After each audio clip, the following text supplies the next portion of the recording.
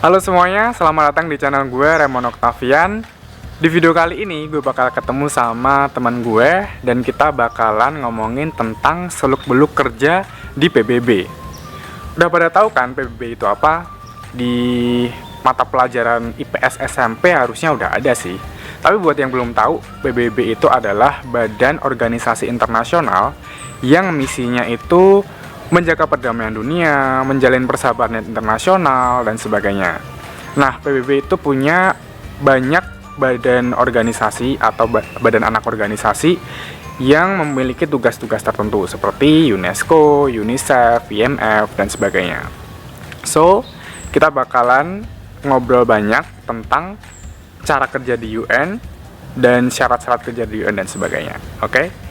Tujuan gue bikin video ini adalah selain karena gue sendiri punya cita-cita untuk kerja di PBB, gue juga pengen bagi ke kalian yang punya cita-cita yang sama atau bagi kalian yang belum tahu atau belum punya orientasi untuk kerja di PBB supaya kalian tahu, dan gue berharap bakal ada lebih banyak lagi orang Indonesia yang berminat untuk gabung di PBB. So, nggak perlu lama-lama lagi, kita langsung aja ketemu sama orangnya.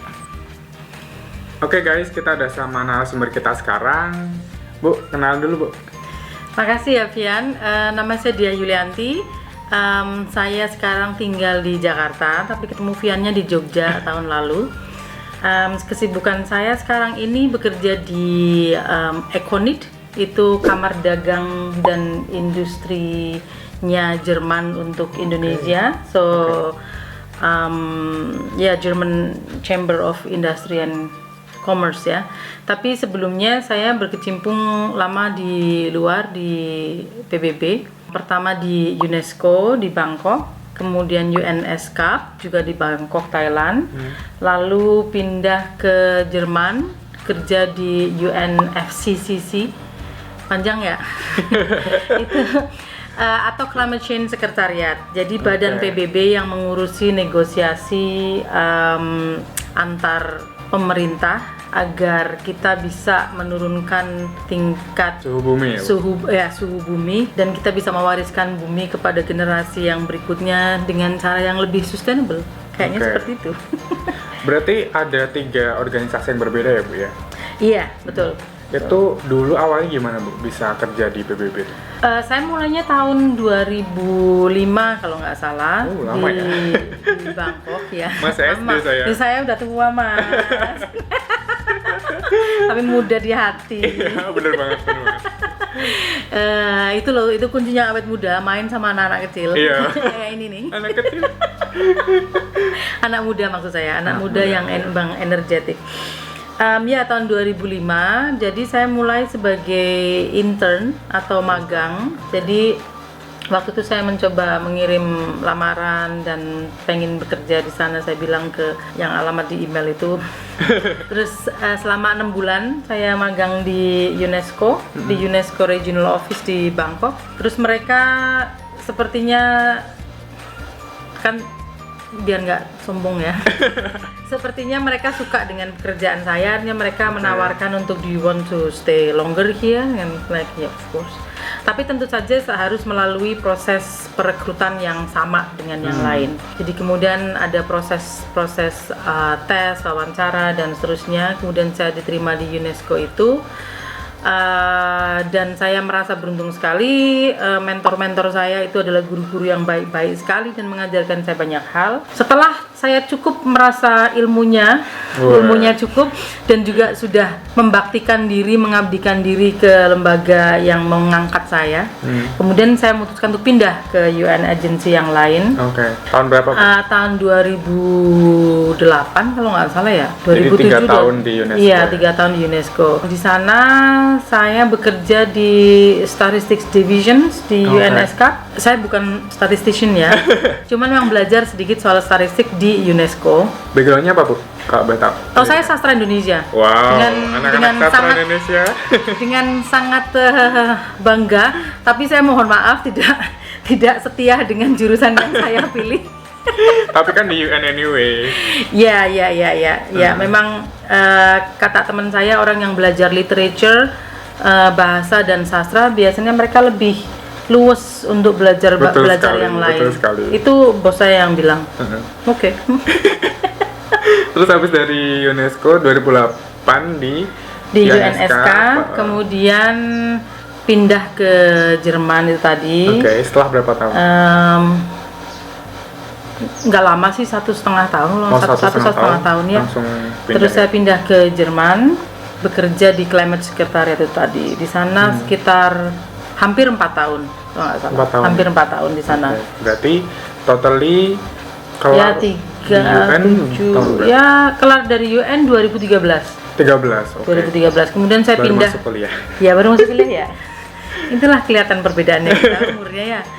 Dan setelah itu saya pindah ke lembaga internasional lain, tapi bukan di PBB. Di luar UN ya? Di luar UN, statusnya sama dengan UN, tapi dia lebih dia mengurusi science. Science, Ya, oke. science. Nah, Di Eropa, di Jerman juga. Jerman juga.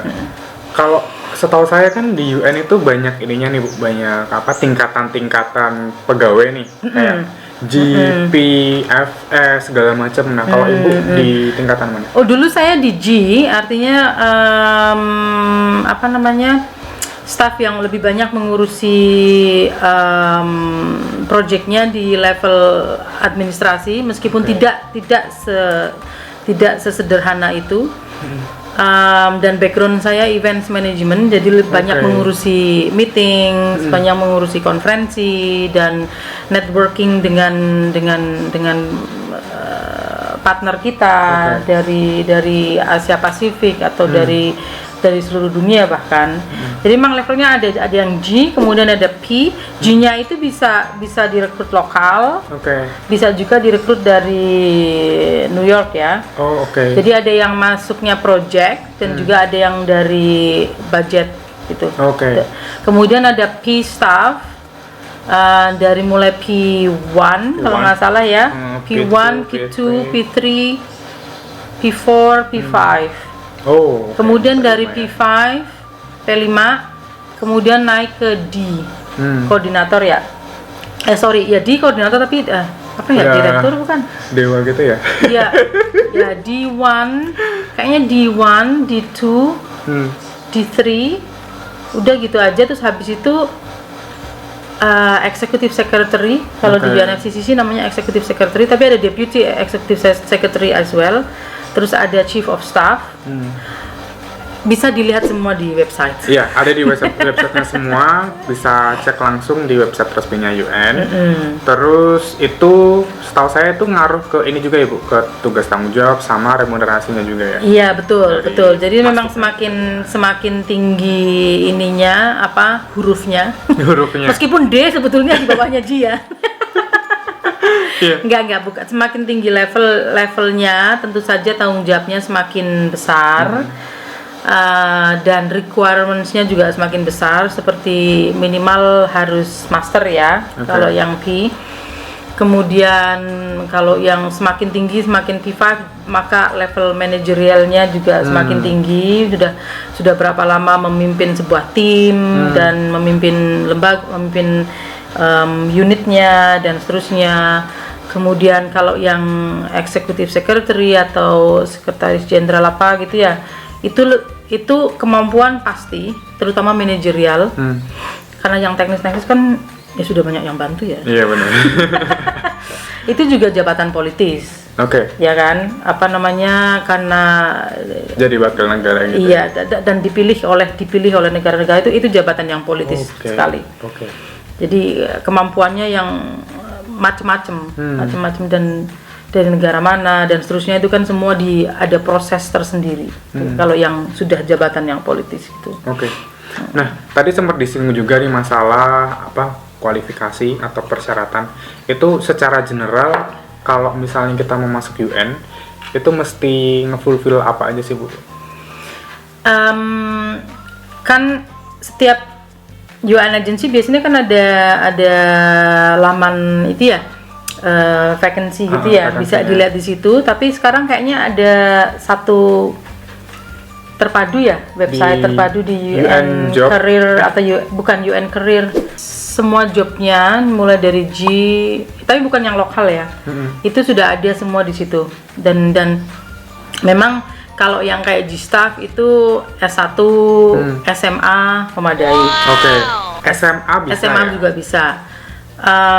Kayak yang clerical gitu ya, kayak Oke. kan G-nya juga ada ada G, Nomor-nomornya juga ada ya? nomor-nomornya juga, ada level-levelnya juga ada yang national staff ya, yang Iya. NOA sama NOB, terus ada yang professional program, terus ada yang junior, ada associate dan seterusnya, banyak lah nomornya dan tipenya itu banyak sekali.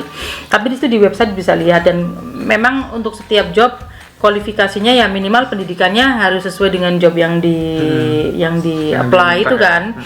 Jadi mereka minta S2, S1 atau PhD atau SMA. dan seterusnya, atau SMA.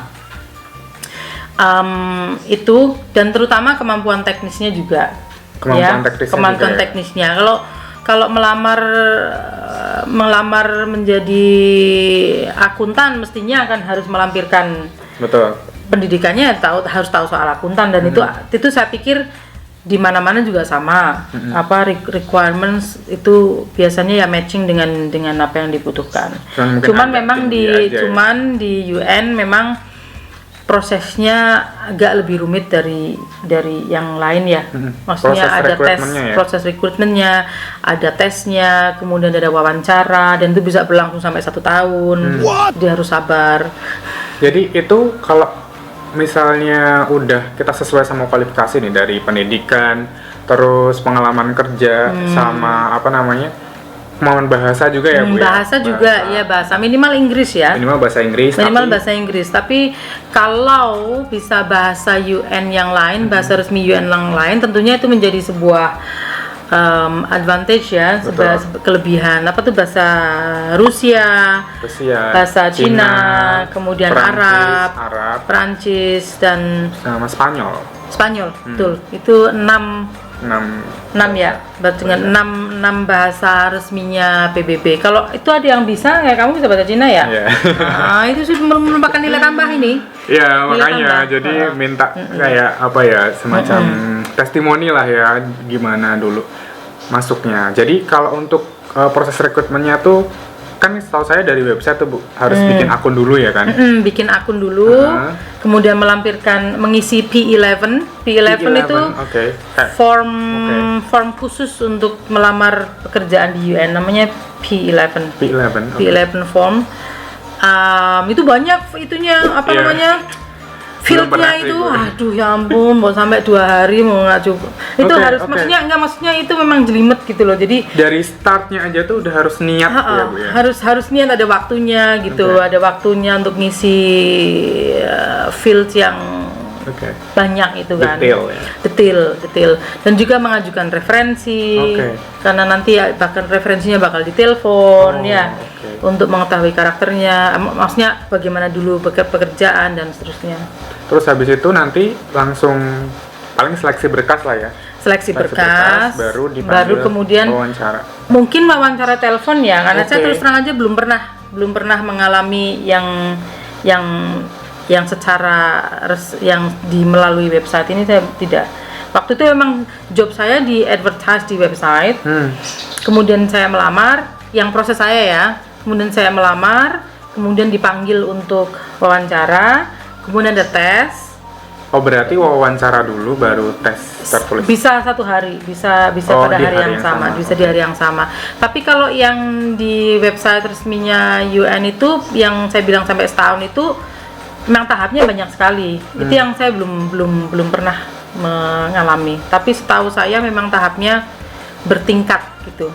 Kalau sampai sudah disuruh datang ke New York apa kemana, tergantung kantor yang merekrutnya gitu, itu berarti udah ada screeningnya macam-macam, udah telepon, udah mestinya begitu ya. Nah, sekarang kita ke gambaran kerjaannya nih Bu. Kira-kira kalau kerja di UN tuh kayak gimana sih gambarannya? Oh, berat ya.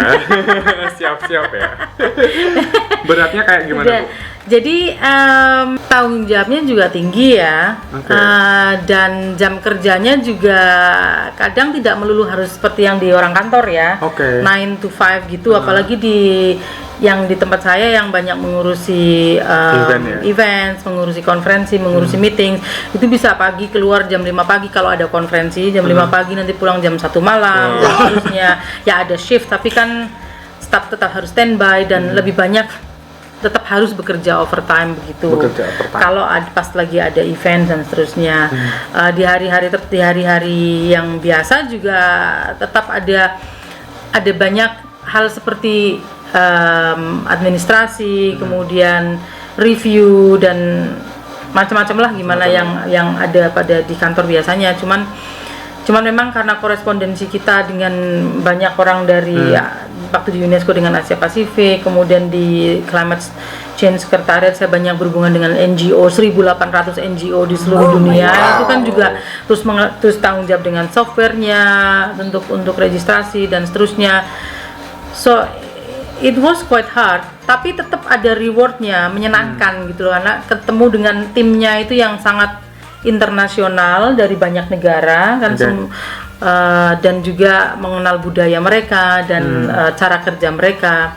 By the way, Indonesia masih masih underrepresented ya. Jadi jumlah orang Indonesia di lembaga-lembaga yang pernah saya kerjai itu bener kan? Tempat bekerja itu lembaga yang pernah saya kerjai bukan? Itu nggak banyak gitu loh. Di UNESCO kayaknya dulu waktu itu di Bangkok ada 2 kalau nggak salah. Cuman 2 orang. Tapi di UNESCAP lebih besar, lebih banyak lagi. Tapi mungkin karena dalam hitungan karena juga lebih besar, karena dia juga hub dari banyak UN agencies. Waktu di UNFCCC kayaknya kurang dari 10 orang. Kurang dari 10 orang. Jadi memang ayo. Iya, aku juga dikasih tahu sama dosen kalau misalnya slot untuk orang Indonesia di UN itu sebenarnya masih banyak, tapi nggak pernah terpenuhi karena ya balik lagi kualifikasi, terus juga minat orang buat ke sana tuh masih belum banyak gitu loh, orang Indonesia yang kemudian mau. Iya, dan prosesnya memang panjang perekrutannya, jadi mungkin tingkat kesabarannya tidak terlalu tinggi. Betul sekali. Selak butuh duit, yo tak sambil kerja ini dulu, habis itu lupa. Iya, benar. Nah, mungkin terakhir nih Bu, untuk setelah Ibu dari UN itu kan ke badan yang lain nih, yang bukan UN, itu kira-kira pengalaman kerja di UN yang sekian tahun itu berimpact banyak nggak? Oh iya, jadi terutama itu mengasah kemampuan interpersonal saya ya, bagaimana kemudian menghadapi orang, bernegosiasi, dan memanage level stres itu, dan bagaimana berdiplomasi, dan juga bagaimana menulis, memanage sebuah project. Banyak sekali ininya, pengalaman dan nilai tambah gitu ya. Dan tentu buat CV kita bakalan bakalan sangat-sangat menunjang. Iya, karena itu nilai tambah yang tinggi sekali, karena mau tidak mau UN memang sangat well respected ya. Yes, betul. Jadi kalau melihat itu di CV-nya, oke, paling nggak pertama udah oke. You work at the UN. Anyway. Nah, itu aja di video kali ini. Nanti kita bakal bikinin video selanjutnya lebih ke tentang suka duka kerja di UN itu kayak gimana ya Bu. Terus kemudian benefit yang didapat dari kerja di UN itu kayak gimana, remunerasi, gaji dan sebagainya. Dan juga tips supaya kita lebih punya banyak kesempatan untuk masuk ke UN. Stay tune terus di channel gue. Makasih Bu Dia, kita ketemu lagi ya Bu ya. Oke, terima kasih Bian. Bye-bye. Oke, ini dia narasumber kita. Ibu boleh, kok aku jadi kayak nggak ketawa terus, kayak nggak kena.